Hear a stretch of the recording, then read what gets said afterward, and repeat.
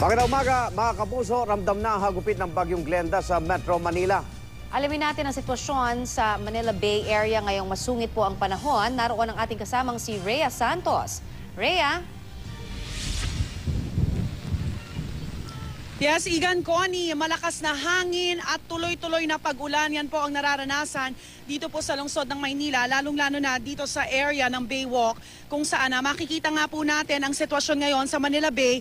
Pero ang good news, no, hindi pa ganoon kalakas ang alon dito sa Manila Bay. Kasi kung ikukumpara natin yung sitwasyon noong panahon na humagupit ang bagyong Pedring, September 27, 2011, umabot hanggang 4 hanggang 6 na talampakan yung taas ng alon na humahampas dito sa seawall ng Manila Bay. Naging dahilan nga, seawall ng Manila Bay na naging dahilan para bahain ang ilang establishmento dito sa Maynila. Matatandaan natin, no, yung lumubog ang binaha ang US Embassy, pati dito yung dinadaanan ng mga motorista natin ay baha. Pero sa mga oras na ito ay katamtaman pa lang ang galaw ng alon dito po sa Manila Bay. Kaya tayo nakakapag-report sa mga oras na ito.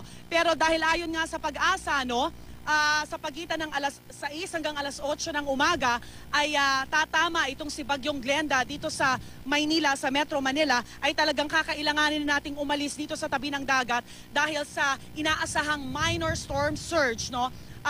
Siguro yung minor storm surge, hindi, ano lang yun yung prediction, no, ng Pag-asa. Pero sana nagdadasal tayo na hindi naman umabot pa sa ganon, lalo't nakataas na sa storm signal number 3 ang Metro Manila. Kung titingnan nyo, yung kaninang sinasabi ko na malakas ang hangin, medyo sinasayaw yung mga puno dito sa area po ng Rojas Boulevard.